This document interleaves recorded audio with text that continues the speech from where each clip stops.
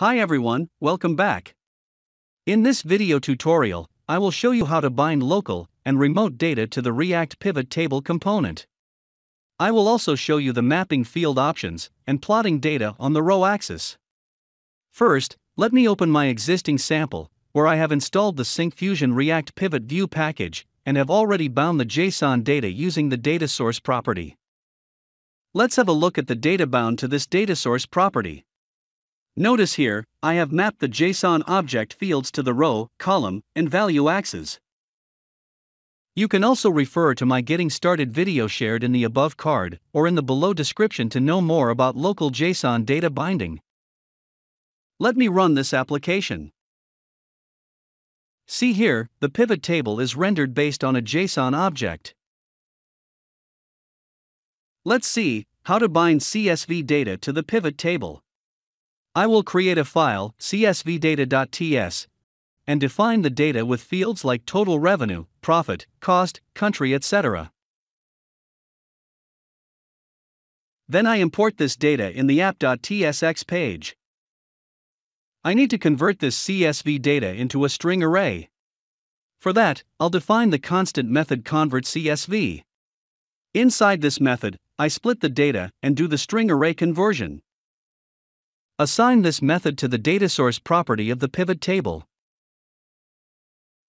In the value axis, map the fields total cost, total revenue, and total profit. In the row axis, map the fields region and country. In the column axis, map the fields item type and sales channel. Then I specify the type of data source to CSV. Check here, CSV data is loaded in pivot table. To bind remote data, I use the Syncfusion Data Manager. I import the data manager from the namespace ej2data. Then, I declare the variable remote data and create an instance of the data manager to provide the service endpoint URL using the URL property. I assign the remote data link. Let's have a look at this remote data. This object contains fields like ship city, ship country, etc. I map the field product name to column axis. In row axis, map the fields ship country and ship city. In the value axis, map the fields quantity and unit price. To make the server understand the request and process the response, we need to specify the adapter type. You can refer to the different adapter types in the UG link provided in the description below. Here, I use the Web API adapter and enable the cross-domain option. I assign this variable to the data source property. Comment the data source type property. Check now, remote data is loaded in the pivot table. I have already covered the name and caption properties in my Getting Started video. Let us move on to the type option. This option is used to specify the aggregation type of values. The default type is sum. You can set minimum, maximum, average, etc. Here, I set average. Check now, average is displayed on the grand total for the total cost column. You can refer to the UG documentation to know about the other options available for mapping. Look here, all the values are plotted in the column axis. I can change that to row axis by using the value axis property. Check now, the values are plotted in row axis.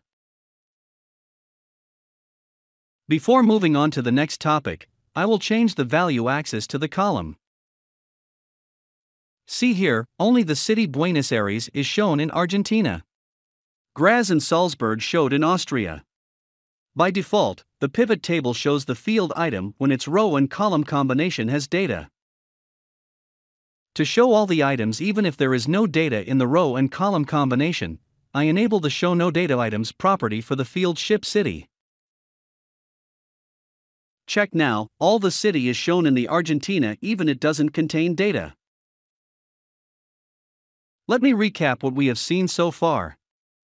I showed you how to bind local and remote data to the React Pivot Table component and few of its mapping options. You can download a working example from the GitHub link in the description for this video below. You can also see if you're eligible for our community license, which will provide you with a free license key to use our products.